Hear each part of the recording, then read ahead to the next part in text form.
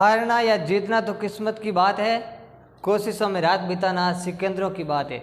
नमस्कार मित्रों, आज हम बात करेंगे इतिहास के एक महत्वपूर्ण टॉपिक सिकंदर महान के बारे में। सिकंदर महान को सिकंदर महान क्यों कहा जाता है, उसे पूरी दुनिया का विजेता क्यों कहा जाता है, सिकंदर महान ने भारत पर आक्रमण क्यों किया था और वो वापस भारत से क्यों भागा था।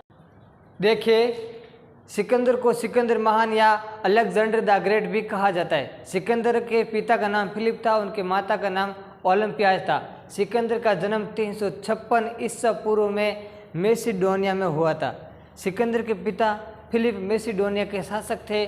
मैसिडोनिया इतना बड़ा साम्राज्य नहीं था, ये छोटा सा मैसिडोनिया एक भौगोलिक क्षेत्र ही था।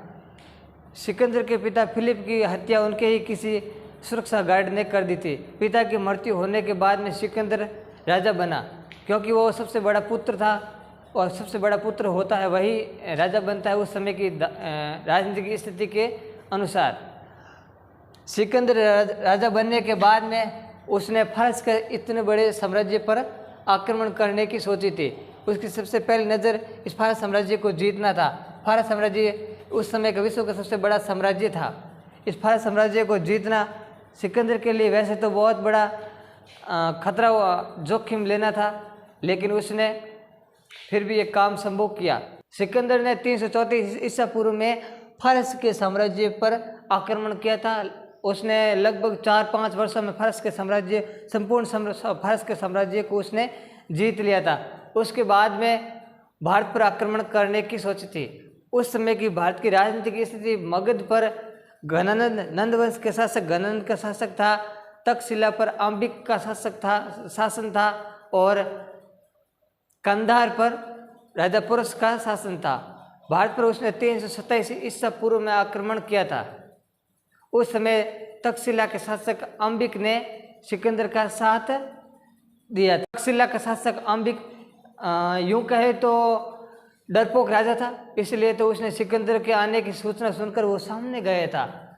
सामने जाकर के उससे मित्रता की, उसको अनेक हीरे मोती जवाहरात जैसे उसको भेंट। यूँ कहे तो तक्षशिला का राजा अंबिक एक डरपोक राजा था। उसने सिकंदर के आने की सूचना सुनकर सिकंदर के सामने जाकर सिकंदर की गुलामी कर ली थी या उससे मित्रता कर ली थी। पोरस एक बहुत शक्तिशाली शासक था। पोरस अपने मातृभूमि से सदैव प्रेम करता था।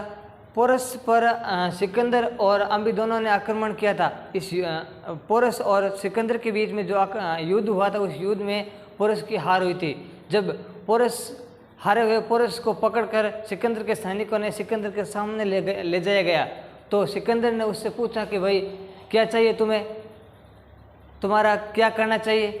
तब सिकंदर के सामने पोरस ने एक ही उत्तर दिया था कि एक राजा को दूसरे राजा के साथ क्या करना चाहिए वही मेरे साथ कीजिए। इस साहसिक कार्य को सुनकर के सिकंदर गदगद हो गया। उसके पास में उसकी पत्नी खड़ी थी, वो देख रही थी कि यार ये क्या कर रही है।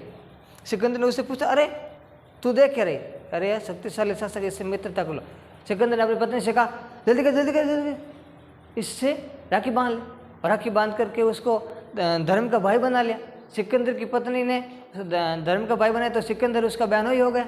फिर सिकंदर ने इस शर्त के साथ उससे मित्रता की थी कि वो जब भारत पर आक्रमण करेगा तब पोरस उसका साथ देगा। इसके बाद में 323 ईसा पूर्व में सिकंदर ने आक्रमण किया था, लेकिन तब तक सिकंदर की सेना थक चुकी थी। वो भी अपने स्वदेश लौटना चाहते थे। सिकंदर के सैनिक वो भी अपनी पत्नी अपने बच्चों से मिलना चाहते थे, वो भी थके हुए थे। इसलिए उस सिकंदर के सेना ने मना कर दिया था कि अब हम आगे युद्ध नहीं कर सकते। इसलिए 323 ईसा पूर्व में सिकंदर वापस अपने स्वदेश लौट रहा था। इसी बीच रास्ते में सिकंदर की मृत्यु हो गई थी। मुझे लगता है कि ये वीडियो आपको बहुत पसंद आया होगा मित्रों। इससे आगे हम मौर्य साम्राज्य के बारे में जानेंगे। आप कहेंगे तो महाराणा प्रताप, पृथ्वीराज चौहान, मुगल साम्राज्य, आधुनिक इतिहास और भूगोल के बारे में भी हम चर्चा करेंगे।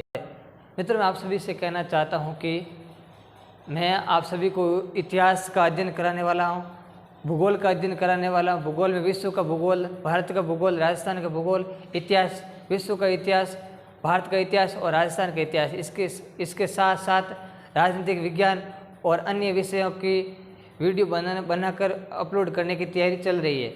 इसलिए चैनल को जल्दी से जल्दी सब्सक्राइब, हमारे साथ साथ हमारे दोस्तों को भी जोड़ने का प्रयास करिए। मित्रों, मिलते हैं अगली वीडियो में, तब तक के लिए आप सभी का धन्यवाद।